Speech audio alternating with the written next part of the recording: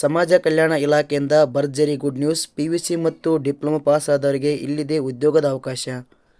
ಒಟ್ಟು ಇಲ್ಲಿ 140 ಹುದ್ದೆಗಳು ಖಾಲಿ ಇದ್ದು ಆಯ್ಕೆಯಾದವರಿಗೆ ಸಿಗಲಿದೆ ಒಟ್ಟು 81,800 ರೂಪಾಯಿ ವೇತನ. ಕೇವಲ ಕರ್ನಾಟಕದವರಿಗೆ ಮಾತ್ರ ಇಲ್ಲಿ ಅವಕಾಶ ನೀಡಲಾಗಿದ್ದು ಯಾರೂ ಸಹ ಇಂಥ ಅವಕಾಶವನ್ನು ಮಿಸ್ ಮಾಡಿಕೊಳ್ಳಬೇಡಿ. ಸಮಾಜ ಕಲ್ಯಾಣ ಇಲಾಖೆಯ ಹುದ್ದೆಗಳಿಗೆ ಸಂಬಂಧಿಸಿದ ಇನ್ನಷ್ಟು ಹೆಚ್ಚಿನ ಮಾಹಿತಿಯಾದ ಆಯ್ಕೆ ವಿಧಾನದ ವಿವರಣೆ, ಅರ್ಜಿಯನ್ನು ಹೇಗೆ ಸಲ್ಲಿಸುವುದು ಹಾಗೂ ಬೇಕಾಗುವ ಪ್ರಮುಖ ದಾಖಲಾತಿಗಳ ಬಗ್ಗೆ ಸಂಪೂರ್ಣವಾದ ಮಾಹಿತಿ ತಿಳಿಸಿಕೊಡ್ತೇನೆ. ಯಾರೂ ಸಹ ಮಿಸ್ ಮಾಡಿಕೊಳ್ಳದೆ ಅರ್ಜಿಯನ್ನು ಸಲ್ಲಿಸಿ. ನೀವು ನೋಡ್ತಾ ಇದ್ದೀರಾ ಜಾಬ್ಸ್ ಎಕ್ಸ್ಪ್ಲೇನ್ ಯೂಟ್ಯೂಬ್ ಚಾನಲ್. ನಾನು ನಿಮ್ಮ ಪ್ರೀತಿಯ ಬಸವರಾಜ್.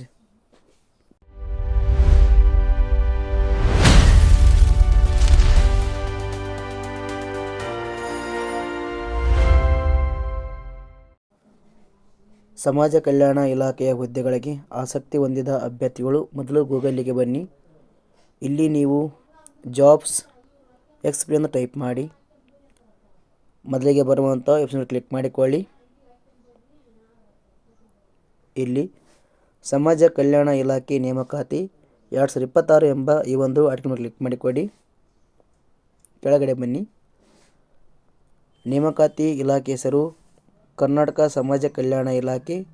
ಈ ಒಂದು ಇಲಾಖೆಯಲ್ಲಿ ವಸತಿ ಶಾಲಾ ಶಿಕ್ಷಕರು ಹುದ್ದೆಗಳು ಖಾಲಿ ಇವೆ. ಒಟ್ಟು ಇಲ್ಲಿ 140 ಹುದ್ದೆಗಳು ಖಾಲಿ ಇವೆ.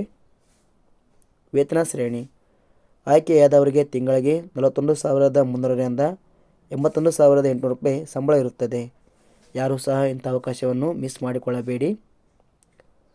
ಶೈಕ್ಷಣಿಕ ವಿದ್ಯಾರ್ಹತೆ PUC ಮತ್ತು ಪ್ರಾಥಮಿಕ ಶಿಕ್ಷಣದಲ್ಲಿ 2 ವರ್ಷ ಡಿಪ್ಲೊಮೊ ಶೈಕ್ಷಣಿಕ ಅರ್ಹತೆಯನ್ನು ಪಡೆದಿರಬೇಕು ಅಥವಾ PUC ಮತ್ತು ಪ್ರಾಥಮಿಕ ಶಿಕ್ಷಣದಲ್ಲಿ 4 ವರ್ಷಗಳ ಬ್ಯಾಚಲರ್ ಅಥವಾ PUC ಶಿಕ್ಷಣದಲ್ಲಿ 2 ವರ್ಷಗಳ ಡಿಪ್ಲೊಮೊ, ವಿಶೇಷ ಶಿಕ್ಷಣ, ಪರಿಶಿಷ್ಟ ಜಾತಿ, ಪರಿಶಿಷ್ಟ ಪಂಗಡ, OBC ಪ್ರವರ್ಗ 1ಕ್ಕೆ ಸೇರಿದ್ದರೆ ಅಥವಾ ವಿಕಲಚೇತನ ಅಭ್ಯರ್ಥಿಯಾಗಿದ್ದರೆ PUCಯಲ್ಲಿನ ಅಂಕಗಳ ಅರ್ಹತೆಯು ಕನಿಷ್ಠ 45% ಕೊನೆಯದಾಗಿ ಕರ್ನಾಟಕ ಸರ್ಕಾರ ಅಥವಾ ಭಾರತ ಸರ್ಕಾರವು ನಡೆಸುವ ಶಿಕ್ಷಕರ ಅರ್ಹತಾ ಪರೀಕ್ಷೆಯಲ್ಲಿ ತೇರ್ಗಡೆಯನ್ನು ಹೊಂದಿರಬೇಕು. ವಯೋಮಿತಿ ಕನಿಷ್ಠ 18 ವರ್ಷ, ಗರಿಷ್ಠ 40 ವರ್ಷ ನಿಗದಿಪಡಿಸಲಾಗಿದೆ.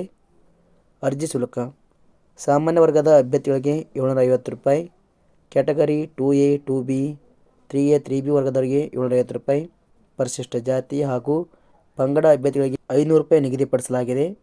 ಅಂಗವಿಕಲ ಅಭ್ಯರ್ಥಿಗಳಿಗೆ 200 ರೂಪಾಯಿ ನಿಗದಿಪಡಿಸಲಾಗಿದೆ. ಆಯ್ಕೆ ವಿಧಾನ ಸ್ಪರ್ಧಾತ್ಮಕ ಪರೀಕ್ಷೆ ಹಾಗೂ ಸಂದರ್ಶನ ಆಧಾರದ ಮೇಲೆ ನೇಮಕಾತಿ ಇರುತ್ತದೆ. ಅರ್ಜಿ ಸಲ್ಲಿಸುವ ವಿಧಾನ ಆಸಕ್ತಿ ಮತ್ತು ಅರ್ಹತೆ ಪಡೆದ ಅಭ್ಯರ್ಥಿಗಳು ಅರ್ಜಿಯನ್ನು ಆನ್ಲೈನ್ ಮೂಲಕ ಸಲ್ಲಿಸಿ. ಪ್ರಮುಖ ದಿನಾಂಕಗಳು ಅರ್ಜಿ ಸಲ್ಲಿಕೆ ಆರಂಭದ ದಿನಾಂಕ 21/8/2026 ಆಗಿದೆ. ಕೊನೆಯ ದಿನಾಂಕ 18/9/2026 ಆಗಿದೆ.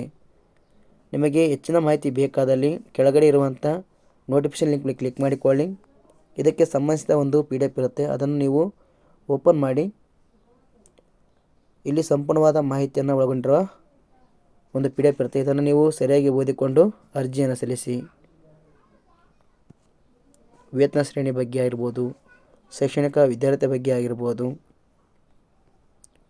ಮತ್ತು ಟಿಪ್ಪಣಿ,